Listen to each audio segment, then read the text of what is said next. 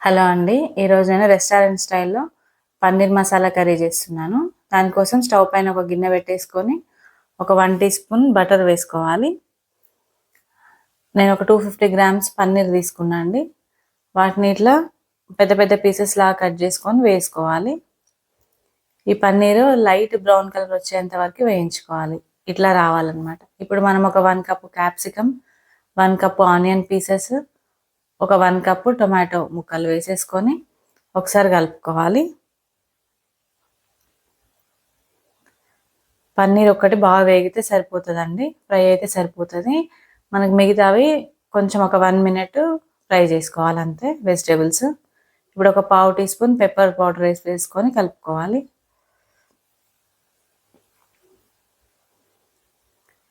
ఇదంతా ఒకసారి బాగా కలిపేసుకున్న తర్వాత కొంచెం సాల్ట్ వేసుకోవాలండి. ఓన్లీ ముక్కలకు సరిపడంతనే వేసుకోవాలి.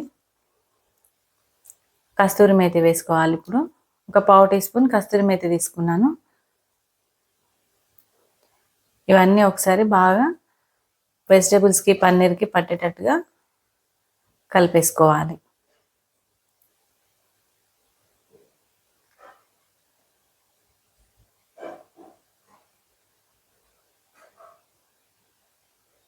వెజిటేబుల్స్ ఎక్కువ ఫ్రై అవ్వాల్సిన అవసరం లేదండి.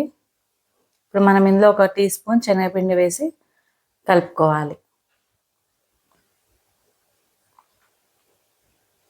1 టీ స్పూన్ శనగపిండి సరిపోతుంది మనకి ఈ క్వాంటిటీ కర్రీకి.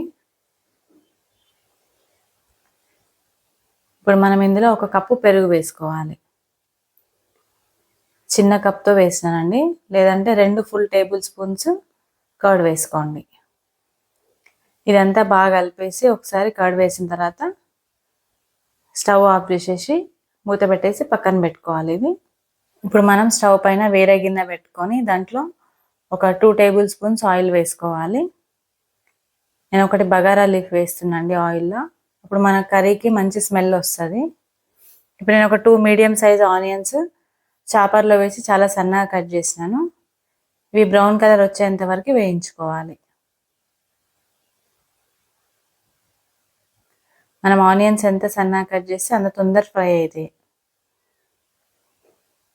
ఇప్పుడు మసాలా కోసం కాజు, బాదాం, ధనియాలు, ఎండు కొబ్బరి, జీలకర్ర, షాజీరా, ఇలాచీ, చెక్క, లవంగాలు, ఒక 1 టీ స్పూన్ గసగసాలు అన్నీ కొంచెం కొంచెం తీసుకొని లైట్గా వేయించి మిక్సీ చేసుకోవాలి కొన్ని వాటర్ వేసుకొని. ఇప్పుడు ఆనియన్స్ వేగినాయి కదా, దీంట్లో మనం ఒక ఫుల్ టేబుల్ స్పూన్ అల్లం వెల్లుల్లి వేసి ఫ్రై చేసుకోవాలి.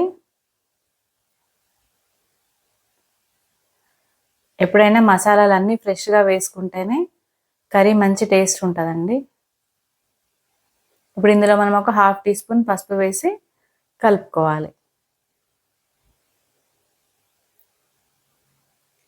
ఇప్పుడు నేను ఒక 3 టమాటాలు ఉడకబెట్టి తొక్క తీసేసి మిక్సీ చేసిన అండి. ఆ పేస్ట్ ఇప్పుడు వేసినాను. మనం టమాటాలు ఉడకబెట్టి తొక్క తీసేసి పేస్ట్ చేయడం వల్ల కర్రీకి ఇంకొక మంచి టేస్ట్ యాడ్ అవుతుందండి. 1.5 టీ స్పూన్ కారం పొడి వేసుకోవాలి. నేను మొత్తం 1 టీ స్పూన్ సాల్ట్ తీసుకున్నాను. దాంట్లోంచే కొంచెం పన్నీర్ ముక్కలలో కొంచెం వేసినాను, మిగతాది ఇక్కడ వేసినాను. మనం టోటల్గా 1 టీ స్పూన్ సాల్ట్ మాత్రమే వాడినాము కర్రీలో. ఇప్పుడు ఇదంతా కలిపేసుకొని 1 నిమిషం పాటు మూత పెట్టి ఉడికించుకోవాలి ఆయిల్ బయటకు వచ్చేంత వరకు. చూడండి ఆయిల్ అట్లా పైకి వచ్చింది కదా. ఇప్పుడు మనం చేసుకున్న మసాలా గ్రేవీ ఉంది కదా, ఆ మసాలా మొత్తం ఇందులో వేసేసుకోవాలి. నేను ఒక 2 టీ గ్లాసెస్ వాటర్ వేసి మిక్సీ చేసినాను. అదంతా ఇందులో వేసుకొని బాగా కలుపుకోవాలి. కలిపేసి మూత పెట్టేసుకోవాలి ఒక 2 నిమిషాల పాటు. అప్పుడే ఇదంతా బాగా ఉడికేసి పైనకి ఆయిల్ తేలుతుంది. చూడండి ఇట్లా బాగా ఉడికిపోవాలి ఇదంతా. అప్పుడే మనకు కరెక్ట్ గ్రేవీ వస్తుంది అన్నమాట. సో ఇప్పుడు ఇందులో ఒక ఫుల్ టేబుల్ స్పూన్ మీగడ వేసుకోవాలి. ఒక పిడికెడు కొత్తిమీర వేసి కలుపుకోవాలి. ఈ మీగడ నేను ఇంట్లో పాలపై నుంచి తీసిందే వేసిన అండి. ఇప్పుడు ఇది కూడా ఒకసారి కలిపేసుకున్న తర్వాత మూత పెట్టి 1 నిమిషం ఉడికించి చూడండి తీసి చూడండి ఇట్లా మొత్తం ఆయిల్ పైకి వచ్చిన తర్వాత మనం ఫ్రై చేసుకున్న వెజిటేబుల్స్ ఉన్న పన్నీర్ ఉంది కదా, అదంతా ఇందులో వేసేసి 1 నిమిషం పాటు ఉడకనివ్వాలి అంతే. ఈ పన్నీర్ కర్రీ రోటీకి, ఫ్రైడ్ రైసెస్కి చాలా బాగుంటుందండి. మన పన్నీర్ కర్రీ రెడీ అయిపోయింది. చూడండి ఇట్లా 1 మినిట్ తర్వాత స్టవ్ ఆఫ్ చేసేసుకోవాలి.